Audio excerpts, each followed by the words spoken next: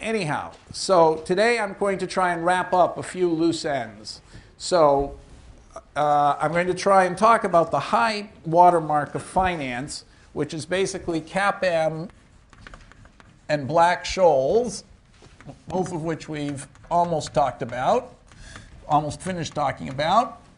And I'm going to talk in the middle about Social Security, which we never finished, my Social Security plan. Okay, so I hope to deal with all three of these things today.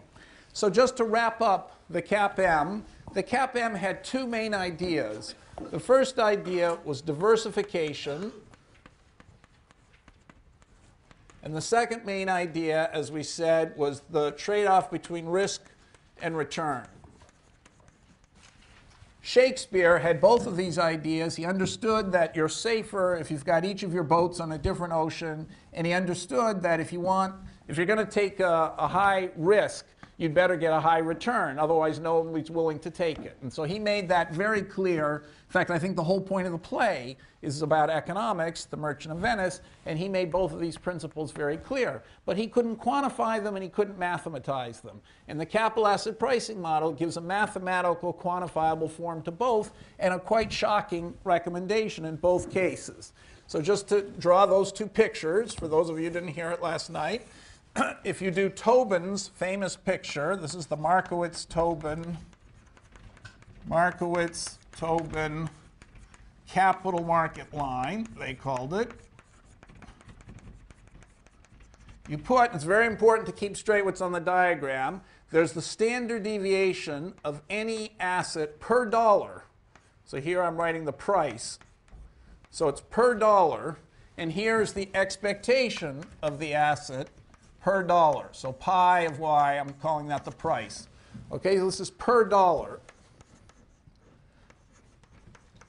And I'm not going to go over what we derived before, but we noticed that if you took all the risky assets, any risky asset's going to have per dollar, if it's priced, some standard deviation and some expectation. You can write down all the risky assets and you can combine them, and you'll get a possibility set that looks like this. Okay, so the diversification already shows up in this picture because, if you combine this asset and this asset, you're going to get possibilities by putting half your money in each, not on the straight line between them, but on some curved line that's much better because you're reducing your risk. Okay, and so so Markowitz already had that curve and this picture in mind. Tobin added the riskless asset, which he put here. And then he said, well, if there's a riskless asset, everybody's going to do the same thing, and everyone's going to choose the same point. It's better for everybody. So this is the optimal risky portfolio, and it has to be equal to the market. Because if everybody's smart enough to figure out what to do, they're all going to do the same thing, and then everyone's going to, whatever everybody holds, that's by definition the market. Okay, so Tobin showed that everybody should choose something on this capital market line, and so everybody should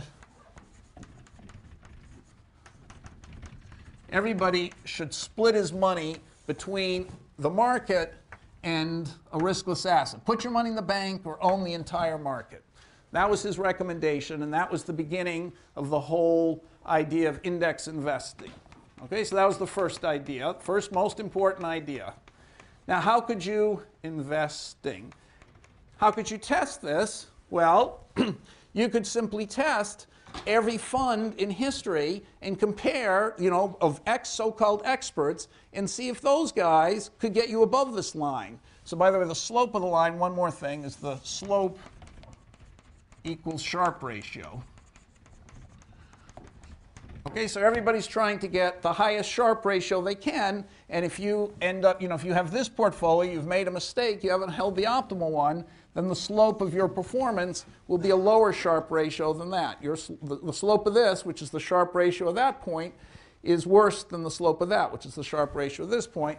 The Sharpe ratio, remember, is the expectation per dollar minus what you can get in the riskless asset per dollar, divided by the standard deviation of y per dollar, let's say. Okay, so that's just the slope of this line. So we can measure performance of a portfolio manager by the Sharpe ratio. Everyone should try and get the highest Sharpe ratio.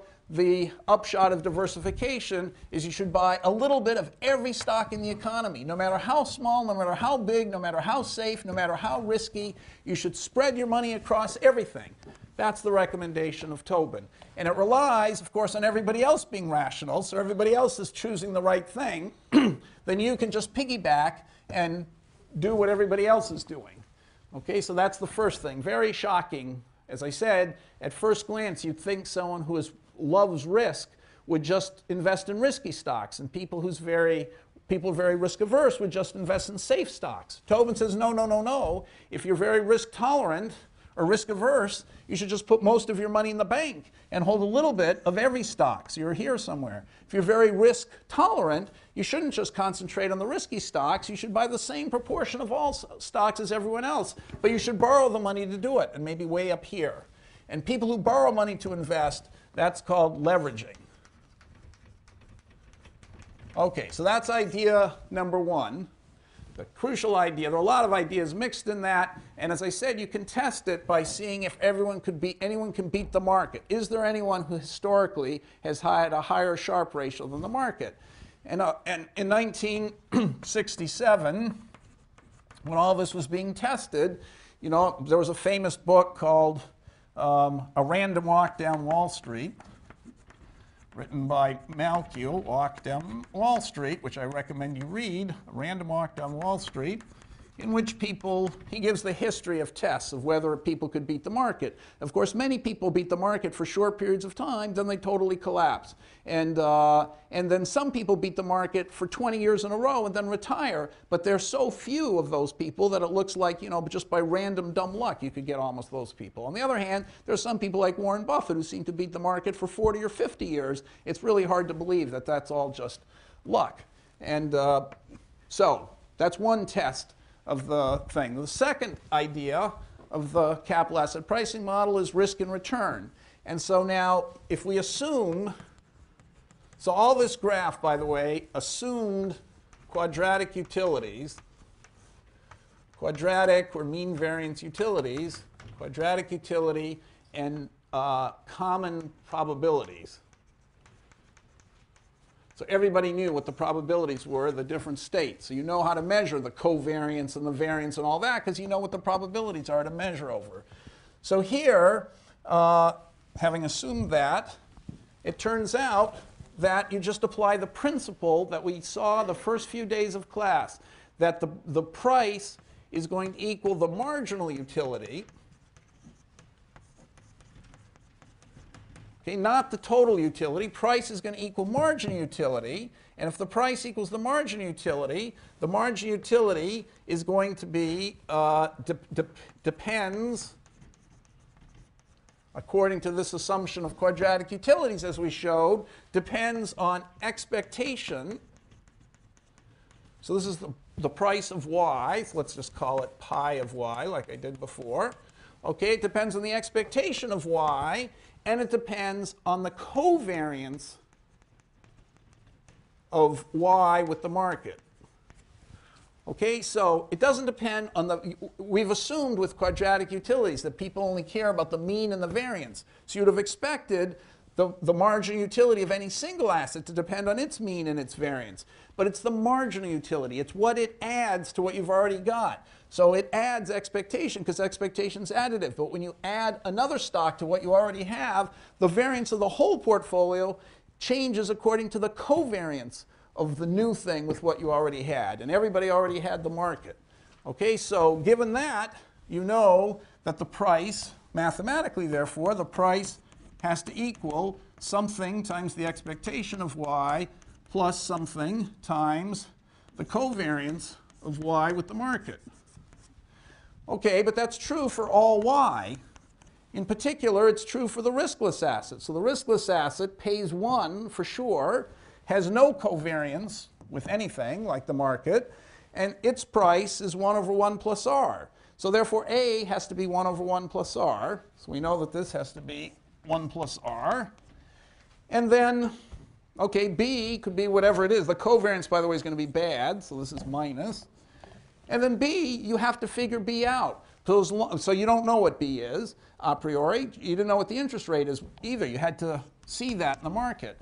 Once you know the price of one asset and you know its correlation with the market, if you knew this price and you know the expectation of Y and you know the covariance with the market, that will tell you B. So once you've given one price of a risky asset, like of the market as a whole, you're going to be able to figure out the price of every other asset, because from that one price you can deduce B, and once you have B you can price everything. So that's the second idea, risk and return, and you can see it graphically and more dramatically, because if I take that same equation, this is called the covariance pricing formula, you take that and divide by pi of Y, you get 1 equals expectation of Y divided by the price of Y, dividing both sides by pi of Y minus B times the covariance of Y over the price of Y with M. Okay, and so that just tells me the expectation and the covariance of a dollar's worth. Just like this was a dollar's worth. This was per dollar, and this is per dollar. So if you put the covariance of Y and the pi of Y down here, and M over here, and here you put expectation Y over pi of Y. This just says, this is just a constant, and this is a constant, so it says this and this are linearly related. These are all securities who have price 1. There has to be a linear relationship between their expectation per dollar and their covariance per dollar with the market. And as the covariance gets higher, the return gets higher. So if you take a stock with a high covariance, it's going to have a high expected return. That's exactly what Shakespeare said. If it's more risky, people won't hold it unless it's got a higher return, which means you could buy it for a cheap price. So its price is less than its expectation. But the difference with Shakespeare is we've quantified risk. It's not what you would have thought variance, it's covariance. And that's it. Those are the two big ideas. And you could test, so this is called the security market line. And you could test this by asking, is every stock, so if you look at every stock last year, you look at its covariance, you put a point here, then you look this year at its expected return. Of course, some stocks are going to be wild, but you average over a bunch of stocks in a bunch of years. You know, do you get things that lie in a straight line or close to a straight line? And Sharpe in 1967 found that, amazingly, when you did that, you got, so I described last night exactly what his test was. You got something that looked incredibly close to a straight line like that. So this was the greatest triumph in the history of the social sciences, it was called, because you had huge amounts of data, huge capacity to test things, a shocking conclusion, a shockingly precise theory to test, and it fit the line so incredibly closely. And it just swept. It made a huge impression in finance and in economics, and lots of Nobel Prizes were given for this. Sharpe won a Nobel Prize, Markowitz won a Nobel Prize, Tobin won a Nobel Prize, Lintner died, he would have won a Nobel Prize too. Okay, so this was the first major triumph of the most important triumph of finance, the capital asset pricing model. Now, as it happens, as the theory's been tested over and over again, every year since 1967, it's performed more and more poorly. And so now when you do this, you get points that look like this, and like that, and like this, and they don't seem to lie on a straight line at all. And it's pretty shocking how up until 67 or the early 70s it seemed to work out perfectly, and now it doesn't work very well. Okay, and the Markowitz and this business, they've also discovered, according to this, you couldn't beat the market. Okay, so how do you test whether something beats the market? You can pick a bunch of people and say, could they beat the market? Or you can actually just make up a strategy yourself, like buy only new stocks. Just every year buy the stocks that have come on to the S&P 500 for the first time. Or just buy the stocks that are the biggest 10%. And it turns out some of those strategies actually do beat the market. So I don't have time to go into the details. That is, they lie above or below here. So the theories come into, so theory and doubt. And so what I'm going to talk about next week is, and it certainly doesn't explain the current crisis. Okay, so I want next week to explain crisis. So next week, I'm going to end by giving a another theory, which is, going to explain the crisis and be different from this one. But of course, it hasn't been tested over 30 years or 50 years like CAPM. CAPM looked great for the first 20 years. So whatever I say next week will probably turn out to be 90% wrong. But at the moment, it looks pretty good. And I didn't want to spend half the course on it in case in 20 years it seemed to be ridiculous. But anyway, I'm going to present it anyway to those of you who want to hear it next week. And it'll be, I think, understandable and down to earth. And it'll invoke a very basic thing. Nowhere in this model did we take into account, when we say people leverage, that means they're borrowing money and choosing to go up here. We haven't taken into account that they have to pay the money back, and who's going to trust them to pay the money back? And forcing them to do something to guarantee they're going to pay the money back is going to change the theory in a critical way, which I'll get to next week. Okay, now one last thing about the theory.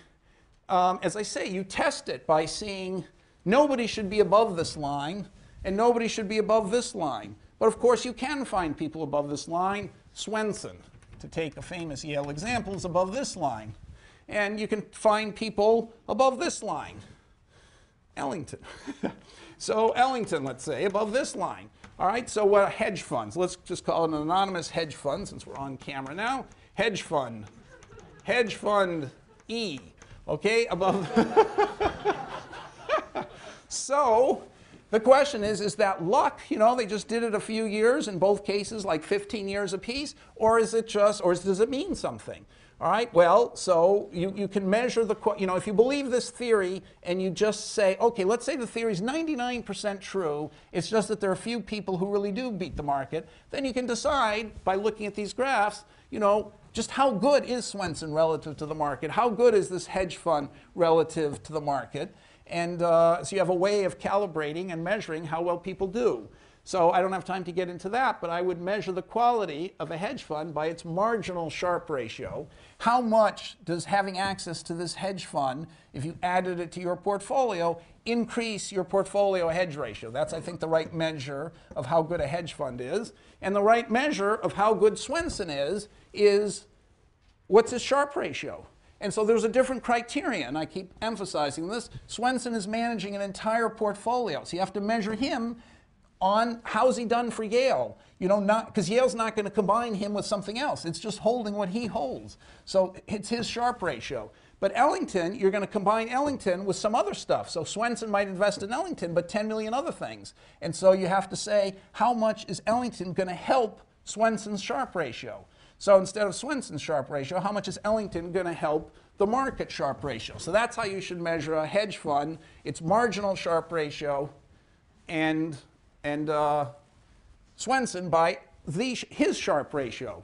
Okay, so I'd say, measure Swenson performance by Sharpe ratio. Okay, measure hedge fund performance by marginal Sharpe ratio, because you'd be crazy to put all your money in a hedge fund. The only people who do it are the partners of the hedge fund, who are sort of forced to do it because that's how they can persuade investors that they're really paying attention to their fund, because all their money's at risk. But okay, so that's it. That's the basic bottom line. So are there any questions before I now move on from this? Okay, we talked about this last night. We talked about it for the last 2 lectures. All right, so it's a high watermark, as I say, incredibly precise prediction and incredibly close to the facts, at least in 1967, but not after that. Now I move to an aside of Social Security before I come back to Black-Scholes, which is the last high watermark of the standard theory. So Social Security, remember the upshot of what we've talked about so far. The upshot of this is that the market will get a higher return oh, by the way, I'd say one other thing. What is the standard critique of this theory? So of course everybody else has seen that the theory doesn't work. So what is their explanation for why? What's the old explanation for why the theory isn't working so well now? The explanation is that in the old days, what was thought of as the market was just all American stocks. But now it's pretty obvious. In fact, it should have been obvious from the beginning, and so Swenson realized it early on, that Markowitz's advice is to diversify, diversify, diversify, not just into all American stocks, into everything, all over the world, and all kinds of assets that aren't stocks at all. So what you measure as the market shouldn't just be American stocks, it should be the world portfolio. But how do you measure the world portfolio? That's hard to do. And so people have tried to maintain that the reason the theory doesn't work is because we've got the wrong M in all these equations. Okay, so that would be a nice way of fixing the theory. I doubt if that's going to help in the end. So my problem about collateral is a different look at it.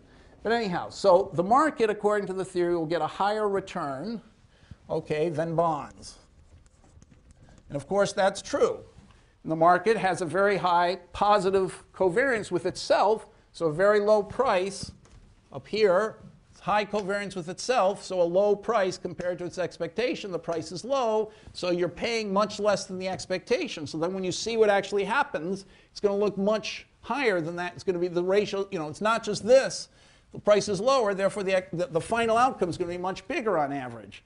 Okay, so to put it another way, if you had two possibilities which you knew were equally likely, a half and a half, and the market, you know, paid off something good here and something bad here.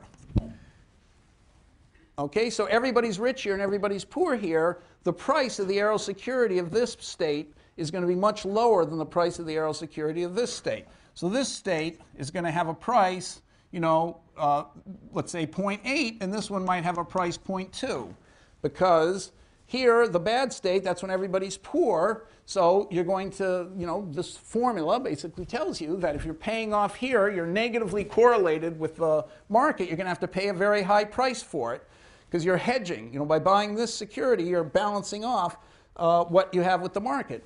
By buying the market, people don't like that because it adds more risk to what you already have. And so the price of this is going to, people don't like it, so they're not going to pay very much, so the price will be much less than the actual probability of a half. Okay, so I want to now, all right, so that's the conclusion of what we've done. I want to now connect this to Social Security. So you remember in our Social Security model, we had land that went here, here, here, you know, paid 1, 1, 1, 1, 1. And we had these people, overlapping generations, people like that. Okay, and we discovered a very important thing. The reason why Social Security seems to be broke is because we gave away so much money to the people in the first generation. It's not that Social Security wastes money, like George Bush seems to imply whenever he talks about it. It's not like they just throw it away. It's that we gave a huge gift to the people in the 40s, the 50s, and the 60s, and so everyone after that has to pay for that gift. But there's a little bit more to George Bush's story than I've allowed so far, which is that he wants to put the money into stocks. And we know that stocks are going to get a higher return than bonds. Okay, that's the whole point of this theory. You put money in stocks, the expected return on stocks is higher than the expected return on bonds. So if you want to make this mathematical, we have to add the possibility of risk and stocks, and it looks like it's going to be hopelessly complicated.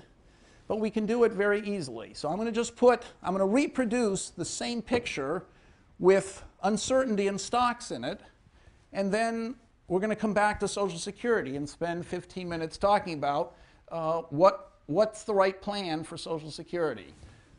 So how could I make this, how could I take this simple model, which already seemed complicated, it's already a pretty complicated model, had no uncertainty, and now put uncertainty in it? Okay, well, I'm going to suppose that land, okay, so this is the land dividends I'm now going to describe. And by the way, I had people with endowments here. They were 3-1 and 3-1. Remember, this is their endowments. We didn't say where those endowments came from. So I'm going to take the land dividends. I'm going to suppose the dividend of the land today is 1. But, you know, things might get better or worse in the future. Maybe the dividend goes to 2 or down to 1/2, say. I'm taking some extreme case where it doubles or halves, and maybe after that it could double again, or it could go back to 1. And here it could go to 1, or it could go to 1/4. So what dividends are doing is a random walk. If the economy starts getting more productive, then it's in a better position. And from that point, things get even more productive, or maybe go back to where they were. If things get worse, they're worse, but maybe things will start to get better again or continue to get worse. So this is what I imagine as my process of dividends. Okay, so if you own the land, you get all these dividends in the whole infinite future. All right, and now let's say that there's labor as well, so labor income. So I have to make an assumption about labor income. Okay, so I'm going to assume only young work. So here we kind of made the same assumption. You get a lot when you're young and not much when you're old. I'm going to assume only the young work, and I'm going to assume that this productivity gains or losses, and by the way, you might think you never go backwards. Maybe it goes from 1 to 2 or 1 to 1.1. So it's always growing, but never, but random. But I'm just going to keep it here since I solved this example last night. I might as well stick to that one. But there's no reason why I could have made the thing always, no matter what, either stay the same or get better. That might have been a better example to do. Okay, more realistic, because we don't really have tremendous productivity declines. But anyway, all I mean to do is to put some randomness here. So only young work and wages proportional to dividends. So let's just assume this. So I'm assuming this is what's called neutral technical change. So presumably the reason why productivity is going up, the dividends are getting higher, is there are more discoveries improving the product of the land, but they're probably also improving the product of labor. And so let's say they have the same effect on both. So I'm going to assume that labor is actually, let's put the one above, let's say labor always gets 3 times what dividends are. So this is a 6, this will be 3/2, and this will be 12, and 3 again, and 3/4. Okay, so that's what labor is getting. So labor income, shouldn't have switched colors, labor income. Okay, so that's my complicated world. Way more complicated than it was before. So if you own the land, you get all the dividends in the future. People live 2 periods. So I'm going to assume that utility, so you're going to live when you're young, and then when you're old in up, and when you're old in down. Okay, so you're going to live, let's say a guy born here, he's young here, or she's young here, she can work here, or she can, and then she's going to be old here and here. But when she's old, it's not clear how good her investment's going to turn out. So this is going to just be our simple log, I'll call this a 1/2 log y plus 1/4 log z up plus 1/4 log z down. Okay, so you don't discount the future, let's say. You just take log of consumption today plus a 1/2, probability a 1/2 of log consumption in the upstate, 1/2 log of consumption in the downstate. So the probabilities here are a 1/2. These are the objective probabilities. Okay, so maybe I should have written it utility. Maybe better would have been to write the utility like that. Okay, that's what people know what the probabilities are. Okay, so that's it. That's my setup.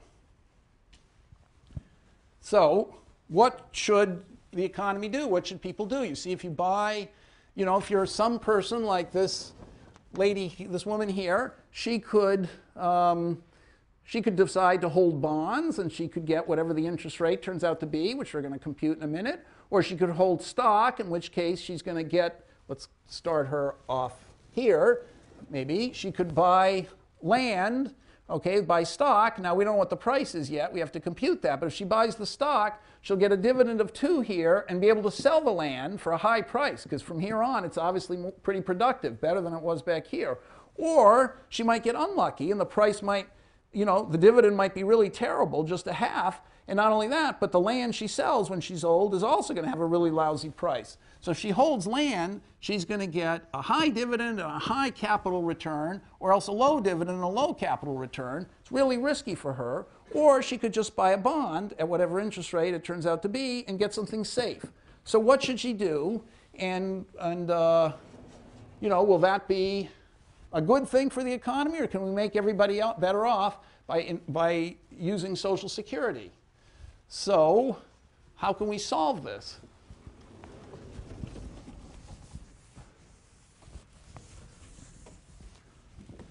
Okay, so it looks like a really complicated model to solve, because we've got a generation born here, another one born here. The same generation might be born up here under different circumstances, and then this generation here could be born under any of 3 different circumstances. So there's a lot to solve for.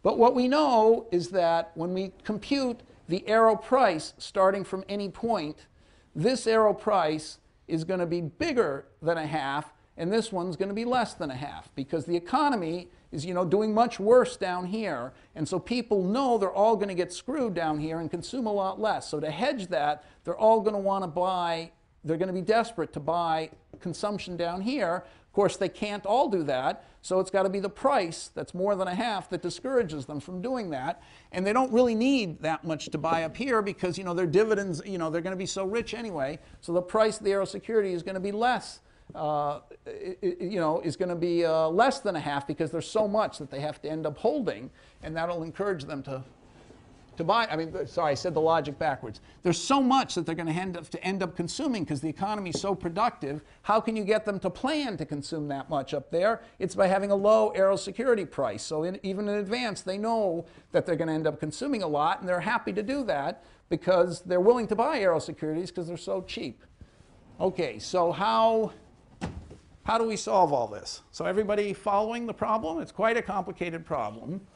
But it turns out to have a very simple answer. Yep? So in the downstate, the price of consumption is high, but the price of land is low. Right. So if you starting from here, the price of consumption, if you want to buy at this point, consumption at this point, you're going to have to pay more than a half to get it. But you know that once you get here, the price of land is going to have dropped. So yes, I'm agreeing with you. Okay, I understand because of cap and pricing. Right. Now, why should the price of land be lower here? Because here, remember, the price of land is always in terms of the consumption good that period. Every period, I might as well take an apple to have a price of 1. So you see, the land here is producing an entire apple, and on average going forward, it's going to be producing 1 apple. The geometric average of all these numbers is 1 starting at this point. Once you've gone down to here, production has deteriorated. The land is only producing half an apple here, and in the future, instead of producing 12, it's going to produce 3 apples here and only 3/4 of an apple. So it's crummier land down here. So you're going to pay less for the land. Okay, any other questions? But I'm going to tell you exactly what you'll pay for the land. So we're going to solve this. So need to solve for land price in each state and interest rate.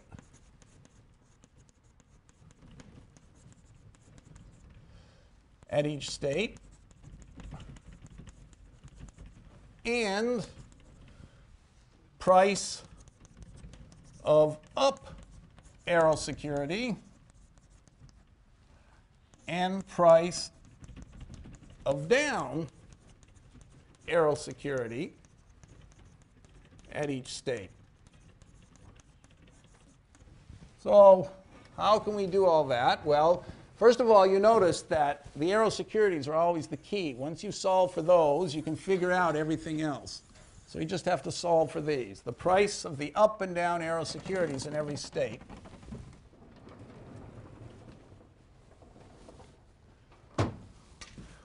this was me in a previous class today. I didn't erase it. I figured the next guy would do it. Serves me right.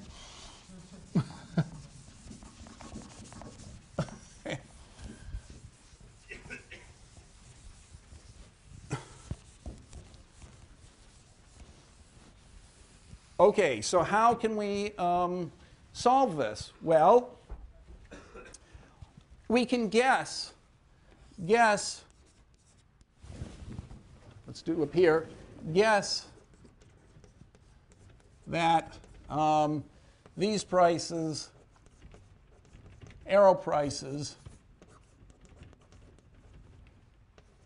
the same at every state. Okay, so what I mean by that? I mean, here, how many apples would you pay to get an apple here? I'm guessing that that's the same amount you would pay here to get an apple here. Okay, and then what you would pay in apples at this point to get an apple down here is going to be the same as this generation would pay to get an apple down here. That's a guess. We have to verify that that's going to work. It seems like everything's sort of homogeneous. And so guess that price of land is proportional to dividends.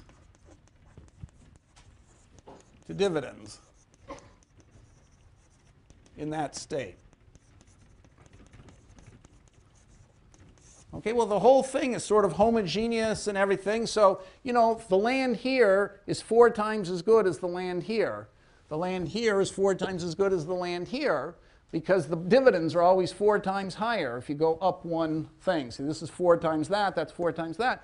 So why not guess that the price of land is 4 times here than it is here, 4 times higher here than it is here?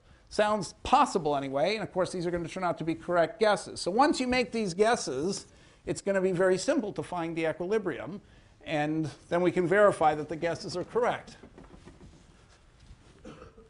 Okay, so what does this guy want to do here? So assume you only work when you're young. So what's your income? What's anybody's income, like this young guy here? Young at time 1. So this is time 1 here.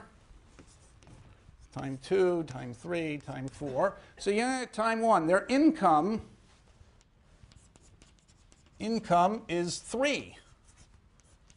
Because that's what their wage was. They work when they're young and they've got 3. That's it. They don't own the land when they're born. They're going to buy the land, but they don't own it now. Okay, and so what do they want to do? They want to consume when they're young, their utility, remember. So what's their budget set? Their budget set is they can consume Y, that's consuming here, or they can consume here or here.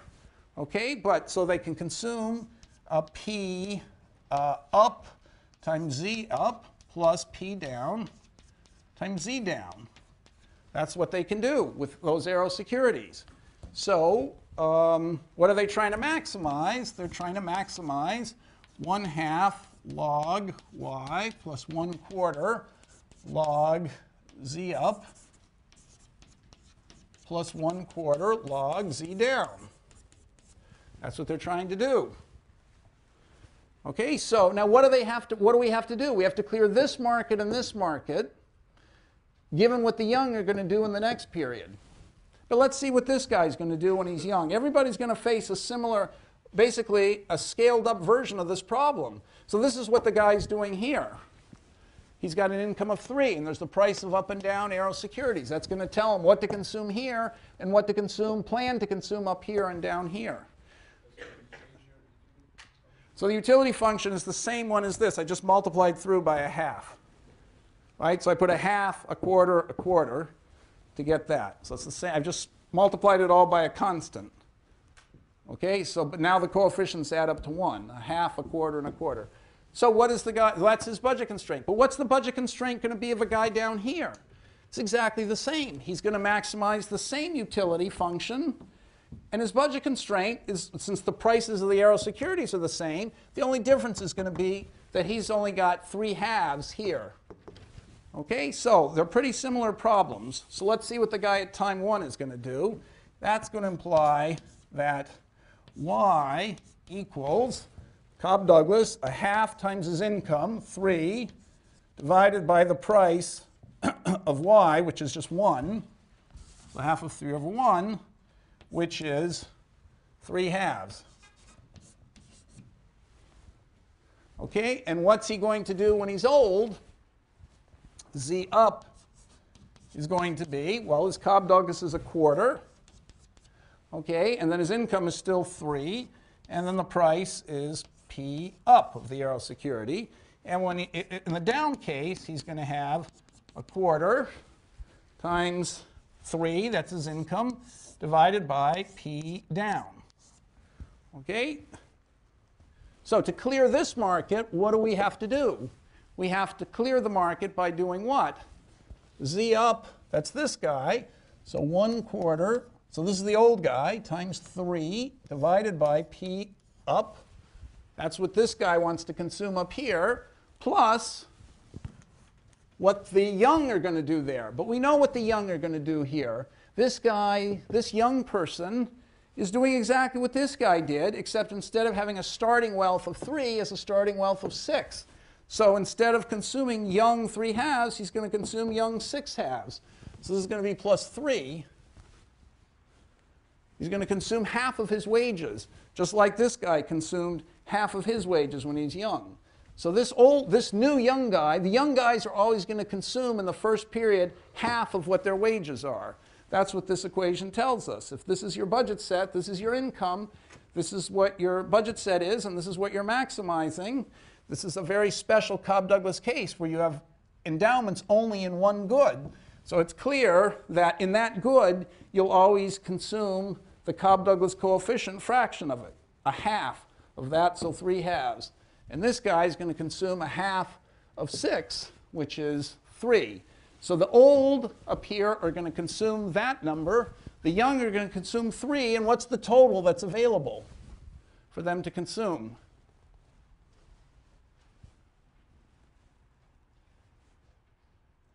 What's available? No. More. 8.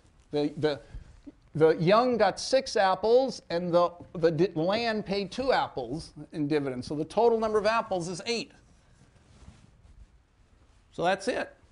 And so we can solve that, and that's going to imply that multiplying, that's 5, and multiplying by 4 is 20. So PU, of course I'm going to screw this up now, PU is 3 over 20.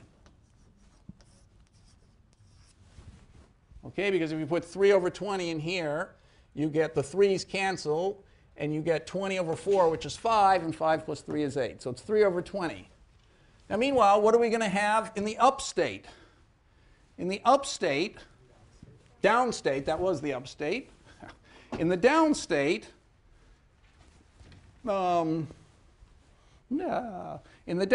the guy's going to do 1/4 3 over PD. Okay, what is this other guy going to do? The young person here is going to consume what? Okay, and so in the downstate, what are we going to have? The equation in the downstate is going to be, so this one, 1/4 3 divided by P down, plus, what's this guy going to consume when he's young? Well, his income, his wages are 3/2, and he's going to consume half of that, so it's 3/4. Right? Because when you're young, you always end up consuming half of your wages. So 3/4, and that has to equal, what's the total? 2? 2. Okay, so what does that leave us? That leaves us 3/4, that's 5/4. So let's see, so 5/4 equals 3/4 over PD. So PD is going to equal 3/5. right? Because the 4's drop out. You put PD up and the 5 down, it's 3/5. So that's it. So now we figured out the prices. So this arrow security was a half, and the probabilities are a half-half, but the prices, the arrow security prices, are going to be less than a half and more than a half. Forgot what they were already. 3/20, 3/20, and 3/5. Those are the arrow prices. By the way, you notice they don't add up to 1. So what's the interest rate? So if you want to get a riskless bond, pays 1 in each of these two states. So how much is that worth? 1/1 plus R equals, you have to buy both arrow securities. We've done this before. 3/20 plus 3/5, which equals 15/20, which equals 3/4. So therefore, 1 plus R equals 4/3. So R is 33%. Okay, so that's what we did. We've got the probabilities 3/20 and 3/5, just as we thought.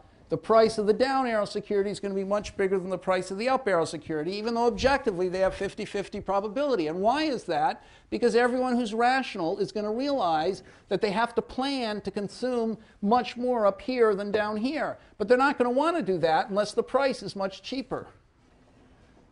Okay, so that's how we got the price. So now what's the price of land? That's the only last thing we have to figure out. So the price of land. So the price of land at time 1 equals what? Well, what if you buy the land? What do you get? You get 3/20, then you get the dividend, which is 2, but then you get to sell the land, which is P land up. Okay, and then plus, if you get the downstate, you get a dividend. So the downstate is worth 3/5 to you, right? And then what do you get? What's your dividend? A half plus the price of the land you can sell, P land down. Okay, so that's what the price of land is at 1. It depends, of course, on what you can sell the price of land for in the future. But we made a guess here that the price of land is just proportional to the price of the dividend. So whatever the price of land is here when the dividend is 1, it should be twice as high here and half as high here. So therefore this, instead of looking at it as the price of land went up, it's going to be the price, twice the price of land was at the very beginning. So it's just 2 times the price of land at the very beginning, times that same price. And this, price of land at down, the dividend's half, so the land is sort of half as good from here on out as it was in the beginning. So let's guess the price of land is half of what it was at the beginning. Okay, but now you see we've just got P land in terms of other stuff, and so we can solve for it. So the price of land is going to equal, well, now it's complicated. So 3/10 plus 3/10 times the price of land plus 3/10 plus 3/10 times the price of land. Okay, and so that means the price of land minus 6/10, so 4/10 the price of land is going to equal 6/10. So the price of land is 3/2 at the beginning. Okay, so we figured out the price of land here. Price of land is 3/2 at the very beginning. Okay, so we've solved for the whole equilibrium. It took a long time, but I'm at the end of this story now. So let's just review what we did, okay? And so I don't think it's that complicated a story. The story is that you've got land which has risky dividends. So instead of having one straight line of what can happen in the future, we've got this infinitely expanding tree. So it's very hard to imagine solving it. But then we've built in so much special assumptions. We've got all this homogeneity, and that allows us to solve it because it's the same problem getting repeated over and over again, just like we did before. So the price of land turns out to be 3/2. So what is this guy going to do? he's going to take his land, his income, which is 3, eat half of it, which is 3 halves. That's what we said he always does when he's young. Spend half the consumption, half his income on consumption. The rest of his income, 3 halves, he used to buy all the land. Now with the land, he gets a payoff of 2, okay, but he gets to sell the land now for double the price he bought it, namely for 3. So 2 plus 3 is 5.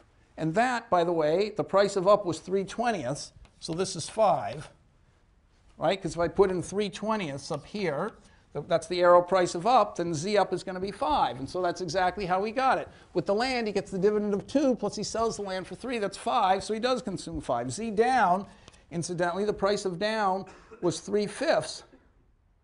So the consumption of down, what's consumption of down going to be? 5/4. Thank you. Price of that'll be 5/4. So let's say that that's going to work out too. So the guy buys the land, he gets his dividend of a half, and then he sells the land for half of this price, which is 3/4, and a half plus 3/4 is 5/4. Exactly what he's supposed to have. So you see, it works out that everybody's doing exactly what they're supposed to, and all the markets are clearing. Anyhow, the point is not so much the numbers.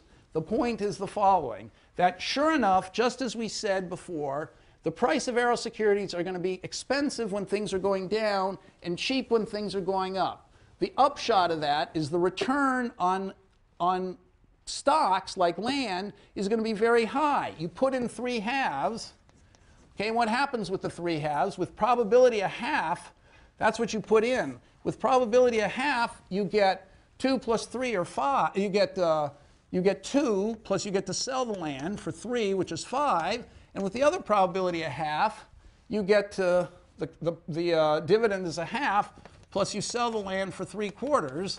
That's what you're eating, 5 and 5/4. So that's equal to, 5 halves plus 5/4 plus 5, I don't know what this is, 5/4, what is this? 1/2 plus 3/4 is 5/4 times a half. It's 5/8, okay, divided by 3 halves. So this is a very high number. So what is this? 4 times that, that's 25/8. 25/8 divided by 3/2, which is, it's what? 25/12, is that what you said? 25/12, I'm just believing you now. Okay, so that is over 200%. Right? So your return is 100%. Whatever you put in, you more than doubled your money in expectation, whereas the interest rate, we said, was 33 1/3%.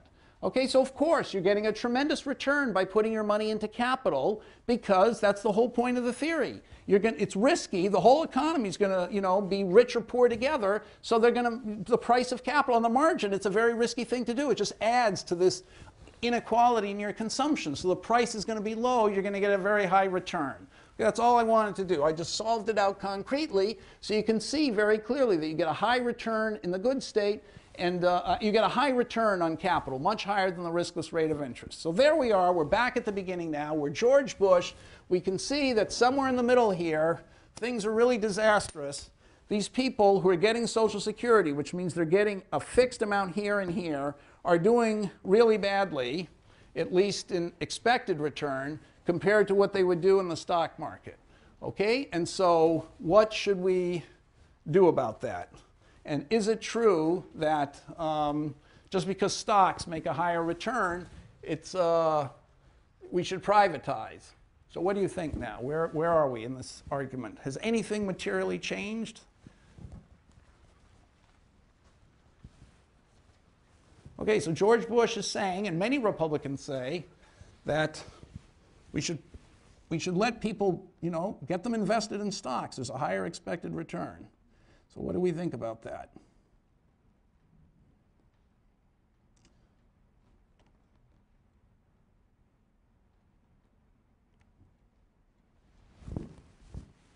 What do you think about that?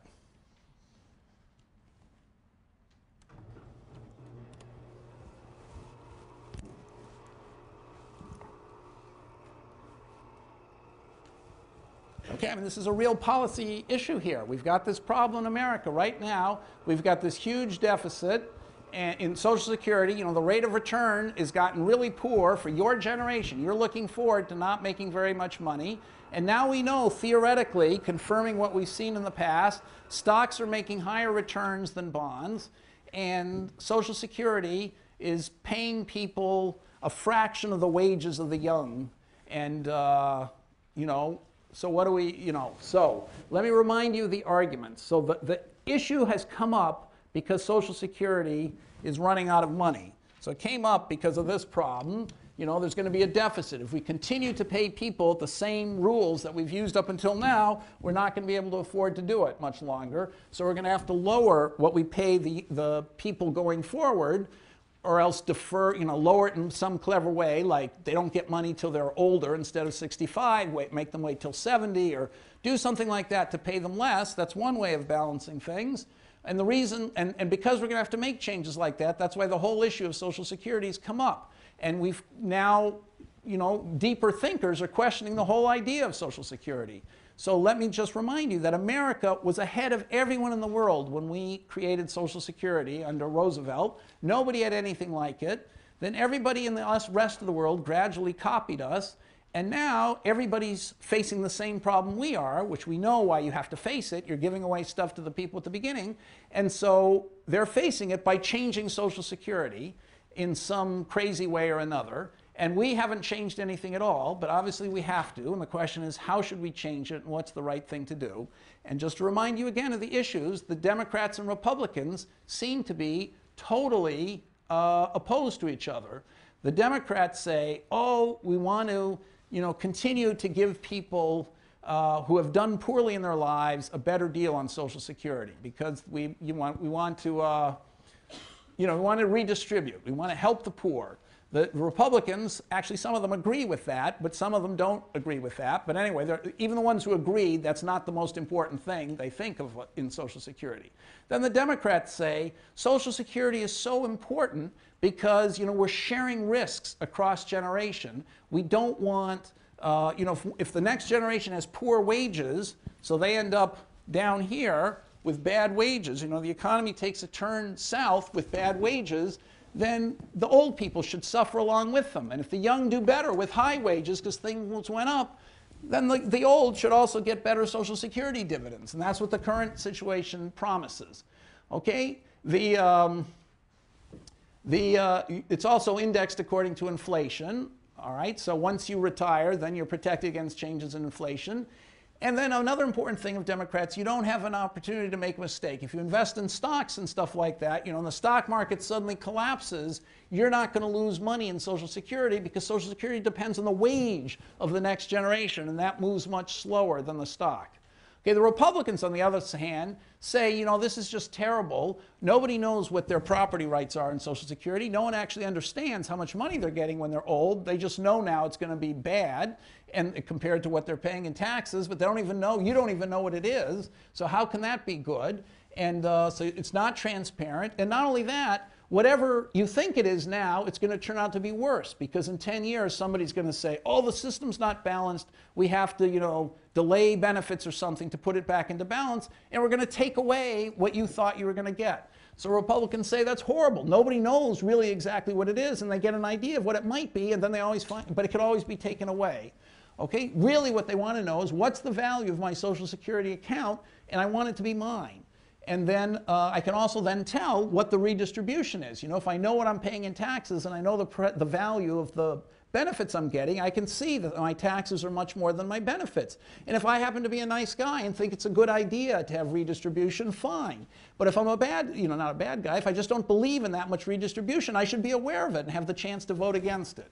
Okay, and also a key thing is these Republicans say people should get equity-like returns, not this wages of the next generation. Those grow slowly. Stocks might have a much higher return on average. People should get equity-like returns. So let's put them in the stock market.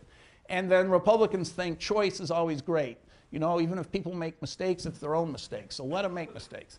So those are the opposite sides of the argument. They seem totally at odds with each other and impossible to reconcile. So I want to now tell you my plan of so everyone's got the problem straight. We're running out of money, and the philosophies of the two groups seem to be totally opposed. So what should we do about it? All right, so my plan in 5 minutes, because I want to end with Black-Scholes, my plan in 5 minutes is,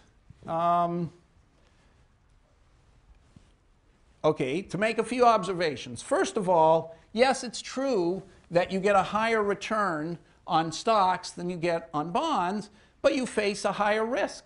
So it's not like you get it for free. It's, it's a bigger risk. And so, okay, so that's number one. So point zero is you've still got the problem because you gave money to all those people in the 40s and the 50s and the 60s and the 70s. That money's gone. We have to, we've essentially borrowed to give them money, and somebody's got to pay back that debt. And so there's no way around that. There's this huge $17 trillion debt hanging out there that we have to pay back, and you can't get around that. So putting the money into equities or wherever you put the money, there's still that tremendous debt. Now the question, so you can't just make the problem go away by saying that equities have a higher return. Stocks also have bonds also have a higher return than the return people are getting on Social Security, because the Social Security return includes the tax that you're paying, to make up for the original generation. So, okay, so that's the first thing. So the next thing is, maybe it's not such a big difference, this equities and not equities, because notice in this model, when the stock is paying higher, when the stock dividends are higher, 2 instead of 1, the price of stocks goes up. That's a great return from the stock market. But the wages were also higher here as well. So in fact, I claim that in the long run, and it's amazing, Republicans haven't noticed this, in the long run, over 30 or 40 years, it's obvious that the stock market and wages are pretty close, are correlated. I mean, if the stock market collapses, that's disaster for America, and you can be sure the wages are going to go down too. If our stock market's booming and America's incredibly successful, it's a sure thing that in 40 years, if the stock market is just booming along, wages are going to be higher as well. So if you get the wages of the generation 30 years from now, in the Democratic plan, you're actually getting equity-like returns, but you're getting an advantage, which is that the wages move slowly. So although the stocks are bouncing up and down, so somebody who retires in the year 2007, if he held stock and sold it when he retired, he could get a huge pension, whereas someone who retired in 2008 and sold the stock just when he retired, he would be crushed because the stock market lost 50%. Okay, so that will never happen if you just pay according to wages, because they're much more stable. All right, but wages in the long run are correlated with stocks in the long run. In the short run, they just don't fluctuate as much. So what was my plan? Okay, so those are just some preliminary observations, and I'll give you the plan. Okay, and then as I said, this is obviously controversial. I think I've identified the problem in a scientific way that is everyone who, would agree with me if they knew enough economics. But now my plan, even people who do know as much as me might disagree with me. But so this is what I would, okay, so here's the plan. Okay, as I said, other plans just say, well, things are bad, let's just keep the same system. And so there are two basic ideas. The Democratic idea is let's just keep adjusting at the margin. We'll make up for it by giving people money later. We'll do all kinds of things like that. Maybe we'll raise some taxes, reduce some benefits, balance the system. The Republicans want to junk the whole thing and privatize and let people, force them to save, but put it in the stock market in their own account. Okay, now here's my plan. I don't have time to talk about Bush's plan. Okay, so here's my plan. Number one, the fact that we gave all this money away to people in the 40s and 50s and 60s and 70s, why should that be the responsibility of the workers today? I mean, our government decided it was a good idea. Roosevelt and Francis Perkins decided we had to rescue the old of the 40s, and our Congresses kept that up for the next 20, 30 years, even though the old weren't in such dire shape. But they kept it up. Maybe it was that a good idea. It's probably a very good idea. But because we have that huge debt, why should workers be the only people responsible for paying back that debt? I would start by imposing a legacy tax on everybody, not for Social Security, just for the debt we accumulated by giving it to those old generations. So I believe that would be something like 1%. I wrote 2 to 3%, but I think it's closer to 1% actually. On all income, if I did it on all income, it would be like 1%. And that fund would pay off for the Social Security legacy. So then if we were starting the system afresh, how should we do it? Okay, so, and that's some countries like Chile decided they're going to start afresh. So how should we start afresh, having gotten rid of this old debt that was hanging over our heads? Well, what would I do? I would have what I call progressive personal accounts. So I like all the Republican ideas of knowing what you've got, making it yours, and making it transparent. I think that's all an extremely good idea. But why should it be that that comes from putting your money into stocks? I mean, stocks, this is an old-fashioned security, and it's incredibly risky. From one year to the next, it totally changes. I like the idea of, of indexing something to wages. So I want to create a new security that I call personal annuitized average wage security. So what this does, this is a security that just pays proportional to the wage in the whole country at the year you retire. So whenever you earn money on Social Security, so I'm running out of time, so I'm going to skip over this pretty quickly. So if you earn $1 and you pay, let's say, 12% in Social Security's taxes, that income now, I'm going to say that's your income, okay, it's your 12%, you're going to be forced to save it, and what you're forced to do is to buy these securities. So it's a new kind of security that pays proportional to the wage. So it might pay 1% of the average wage. So it would pay 12 cents here, 3 cents here, and 3/4 of a cent there. That's the wage in the economy, and it would pay 1% of that. And how much of it would you get to buy? As much as you could afford to buy with your security, with your tax contribution. Now, that almost replicates the current system. The only difference is that it doesn't replicate the current system. There's nothing progressive about it yet. So what I would do is I would make it a progressive tax. If you're making a hugely high income, I wouldn't give you the whole 12%. I would take part of it. And if you're making a really low income, I would have the government subsidize it a little bit. So instead of getting 12% of your low income, you'd get a little more than 12%. If you had a high income, your 12% tax, the government would take one of those 12 away from you, and you'd only have 11% that you got to put in your personal account. Okay, and then, but it has a tremendous advantage, this system, which is that if you can price the pause, if you know what the market price of pause is, then you're balancing the system. Okay, because every time you hand somebody money, you don't make some crazy promise that when you get to be old, I'm going to pay you such and such dollars like the current system is. You're letting the guy, or the woman, let's say, who's working, she's buying her own Social Security benefits. So the benefits have an equal value to what she's paying for. So you've balanced the system, from the legacy tax you got rid of by having the tax on everybody of 1 or 2%, and the balancing the system going forward is occurring because you're forcing people to buy their Social Security benefits. So anyway, that's in a nutshell, my system. And the last thing is, how are you going to get pause priced by the market? Well, I'm going to get the market to trade them. And I think that would be a tremendous boon to the economy if we had these securities paid. Why is that? Because they're tremendous. Okay, so how would I do that? I'd force everybody to invest only in pause, which I claim are like stocks in the long run, but in the short run they're less risky, so it's a better investment vehicle.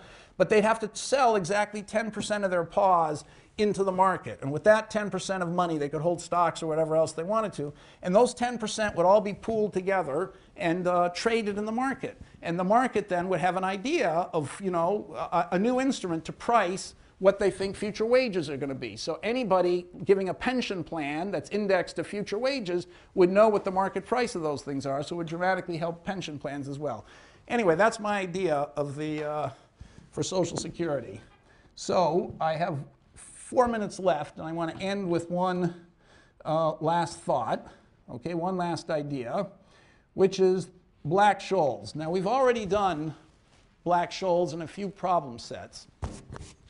So what is the idea of Black-Scholes? It's just like the idea of the example we gave. By the way, if you do come next week and you want to question me about my Social Security plan and criticize it, I'd be thrilled to be criticized because you know, you can't learn anything unless you're criticized, and I think I can defend it too. But anyhow, this is an idea which obviously hasn't caught on yet because Social Security reform stopped. We've got worse problems to worry about. But if we get through this crisis, the very next thing on Obama's agenda is going to be reforming Social Security. So I'm ready. Anyhow, so let me just end with the Black-Scholes. So in 1972, Black and Scholes wrote a famous paper. And what did they do? They started off by saying, this model we had, you see, of the stock market, which follows a geometric random walk. It can go up by a certain percentage or down by a certain percentage. We've used that with interest rates too. Okay, they can go up or down by a certain percentage. Here, the stocks can go up or down by a certain percentage. We saw that you could solve models like that very easily. So Black and Scholes, Fisher Black, who is a great economist, and Myron Scholes, who won the Nobel Prize, but was not as mathematical as Fisher Black. Anyway, he started the hedge fund Long-Term Capital. Myron Scholes was one of the people. They looked in 1972 at the returns each day on the S&P 500. And they binned them up like this. So here are the number of times the return was between, you know, 0.47% and some other number. Okay, and then they compared that to a normally distributed random variable. And look how close to normally distributed it is. It's practically like that. So this thing over here is the exactly normally distributed, and this is the frequency, you know, graph of what actually happened that year. Incredibly close to normally distributed. If you take the cumulative occurrence of each thing and compare it to the normal, it's incredibly close to the normal. So they said, gosh, isn't it great, this model of things going up or down by a certain percentage every year, maybe with a drift, that's exactly the model the stock market seems to follow. And maybe interest rates follow that sort of model too. And that's why we've worked with all those models. Well, it turns out if you make those assumptions and then you try to solve for option prices, you can do it very quickly through some formula, which I'm not going to have time to present. But so it will only take 1 minute, but I'm going to skip that. So what happened then? This was the second high point of, you know, there's the CAPM model and then the Black-Scholes model. You've done problems with Black-Scholes now in the problem set to figure out the value of a call option. So I'm just pointing out that you could put it in a spreadsheet like I've done, which will be on the web, and you can do, you know, for daily returns and fix the standard deviation and stuff and do backward induction incredibly quickly and figure out the value of the call option, even get a closed form formula for it. So that was, and then explain why call option prices have the form that they do. So it was a great triumph, and it relied on their things being normally distributed. Down to 30 seconds. So what happened? If you do the same thing recently, so you do exactly the same thing and bin everything up like Fisher Black did, okay, not in 1972, not in 1972, but, you know, the last 5 years, say, they only did 1 year, but you do the last 5, actually I did this a couple years ago, so from 7 years ago to 2 years ago, if the pink thing is normally distributed, and we do the same binning that Black and Scholes did, look every day at what the return is and stick it in a bin and, you know, just do the frequency thing, what do you see? You see that there are a lot more times where in reality the move was very small, but there are a lot more times in reality where the move was very big. So this is precisely what you call a fat tail, that you get smaller moves than the normally distributed ones, but also bigger moves than the normally distributed ones. You can have some big negative moves, and so we know we've had some huge negative shocks.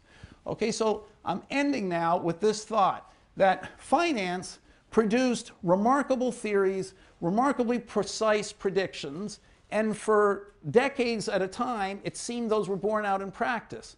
But then looking back 50 years later or 30 years later on these discoveries, we see that they don't do quite as well as they seem to be doing at first glance. So something's missing in the theory. And I think the subject is so exciting because it's so connected to the world. You know, everybody talks about finance nowadays. You can't, I mean, any dinner party, anyone in the world is spending half their time thinking about finance, and the theory is still up in the air because the old, you know, classics of the theory no longer hold, and so it's an exciting time to be developing a new theory, and maybe you'll think about it in the future. So I'll see you, some of you, next week.